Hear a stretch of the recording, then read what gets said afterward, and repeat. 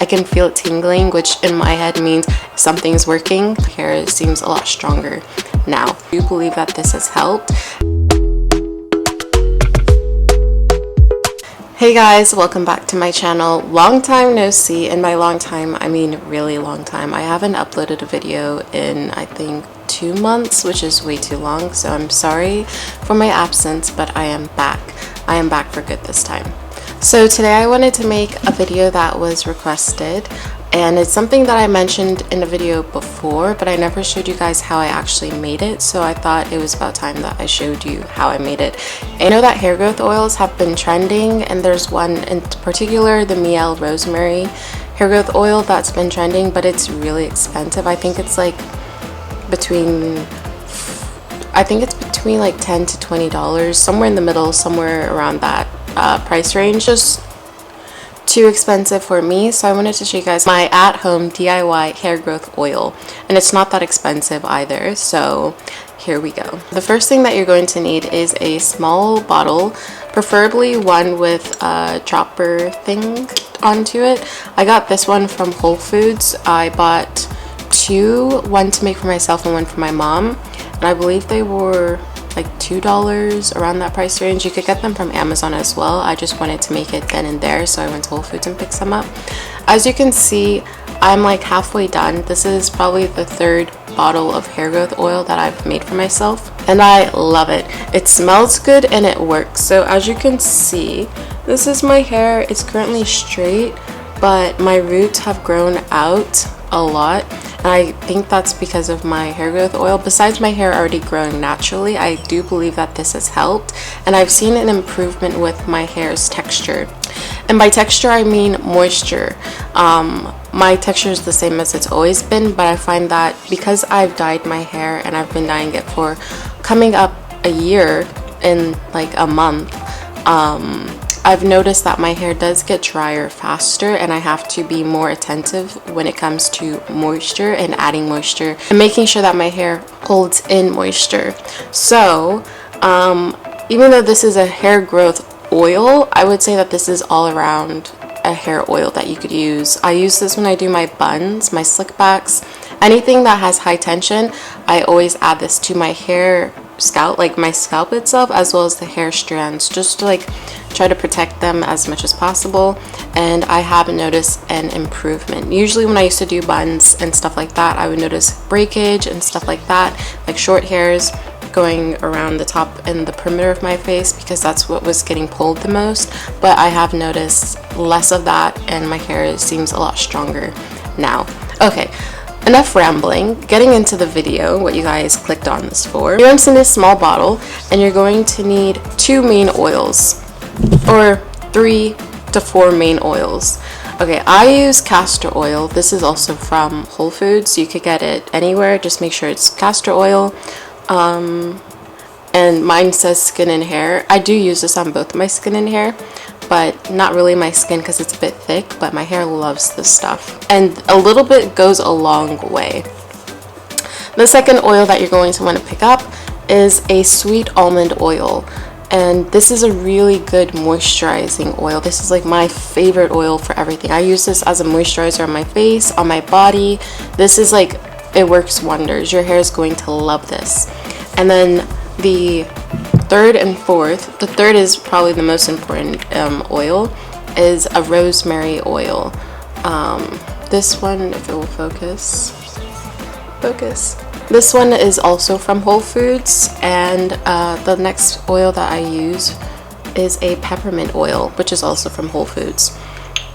Okay, this is like a bonus oil. You don't have to actually use this, but I saw it at Whole Foods one day, and it was on sale, so I was like, okay, let me Google and see what benefits and properties this has.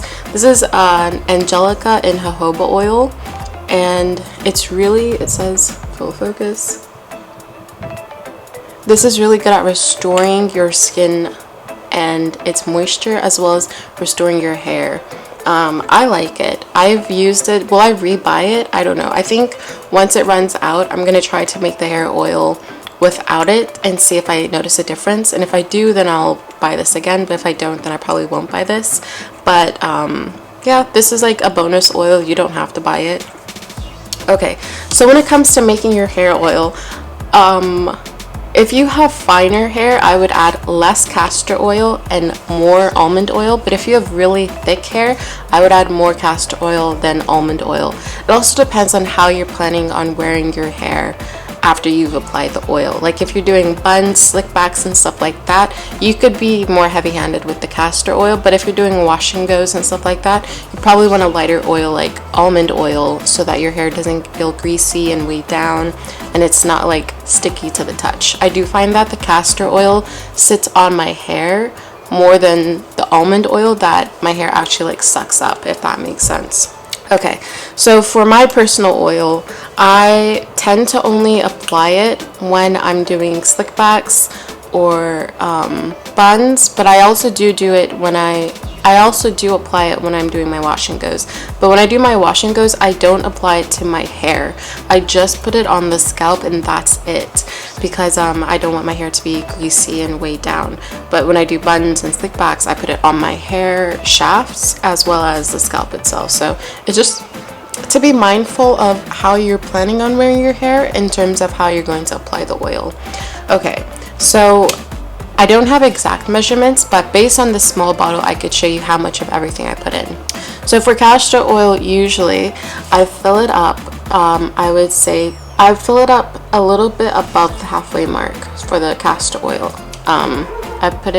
This is the halfway mark. I fill it up all the way up to here with castor oil, because my hair really loves the castor oil, and since it's dyed, I've noticed that it doesn't really sit on my hair as much as it would before my hair was dyed. Now that my hair is dyed, my hair like sucks up the castor oil, so I don't have a problem with using too much or more than I usually would. When it comes to the almond oil, if this is how much castor oil is in the bottle, then I'm gonna fill it up all the way up to here with almond oil. So practically the bottle's full at this point. And then when it comes to my peppermint and my rosemary, with the rosemary, I add 50 drops of rosemary oil into the small bottle. And then with the peppermint, I add between like 30 to 40 drops of peppermint oil into this. And then with the angelical oil, I do like between 10 to 15, not that much. Okay, so that's my oil combination, or how much oil I put in. Then I shake it and then I use it. But for more everyone's use, if your hair isn't dyed or you have finer hair, I would recommend doing less than half of the bottle of castor oil, so maybe like down here, and then fill the rest up with almond oil, and then add your 50 drops of rosemary as well as your 40 drops of peppermint. I would say one thing to keep in mind is that the rosemary and the peppermint oil have a very strong and potent smell. So if you don't want the oil to smell as intense as mine does, I would recommend halving the amount that I put in. So instead of 50 drops of rosemary, do like 25. And instead of 30 to 40 drops of peppermint, maybe do like 10 to 15. And then with the angelical oil, it doesn't really have a smell, so I would just keep it at the 10 drops if you do decide to pick it up, which you don't have to. But yeah, that's how I make my hair growth oil. This stuff lasted me a long time. Like I said, this is my third bottle that I've made, and I'm halfway done with it, and I've been making these for over a year now. And I have noticed a difference in the way my hair grows and the moisture and the strength of my hair strands. I've been making this for my mom as well, and my mom has way thicker hair than me. She has like 5 times the amount of hair that I have in terms of thickness as well as length. My mom's hair is really long and she loves this oil so much. With her recipe, because her hair isn't dyed, I mainly use almond oil and like a splash of castor oil. So the second recipe that I told you guys is the one that I used for her, and she likes it. She says it's not greasy, it doesn't weigh her hair down, and it's like she can still touch her hair without having oil residue on her hands. When she smells mine, she's like, oh my gosh, this is so intense. So I also put like half the amount of rosemary and half the amount of peppermint oil in her bottle, but it still works practically the same. I personally just like the stronger smell, and I like the sensation the rosemary and the peppermint oil give my scalp. Like I can feel it tingling, which in my head means something's working. So I tend to go overboard with how much rosemary and peppermint oil that I put in my oil personally, but you don't have to. I would say maybe use the second recipe that I gave you guys, the one that I used for my mom, and then see how you like it, and then from there you could add more or less and tweak it. Everyone's hair is differently, and everyone's hair is going to react to the oil differently. Some hair may want more castor oil, some hair may want more sweet almond oil, so it's just like to see how your hair reacts to it and what it wants and what it needs. In terms of the rosemary and peppermint oil, I would say expect it to tingle, as well as expect the smell to be very, very strong. It kind of reminds me of Vicks at times when I put it on, but I would say after the first day or two, the smell does tend to die down, and the oil, like, it's not as fresh on the scalp, if that makes sense. So I would say I usually apply this like once or twice a week. If my hair is feeling really dry, I'll apply it more. In the winter time, I was applying this like crazy because it was so cold, and I like my hair is really sensitive to cold weather. I feel like it becomes more brittle and dry, so I was applying this a lot more. But during the summer and spring, now that's a bit warmer, I'm mainly going to focus this on my scalp, and maybe like apply it all over my hair right before wash day. That way it's not on my hair for too long. But yeah, so I hope this video has helped you guys. I'm so excited to be filming again and to see you guys. I've been responding back to your comments. If you've been commenting, I've been responding back.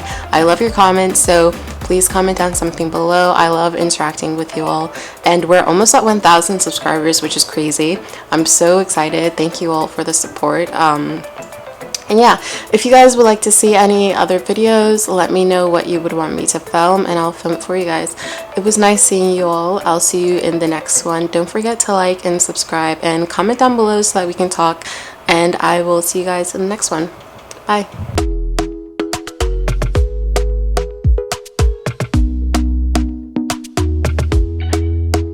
Talk to me now.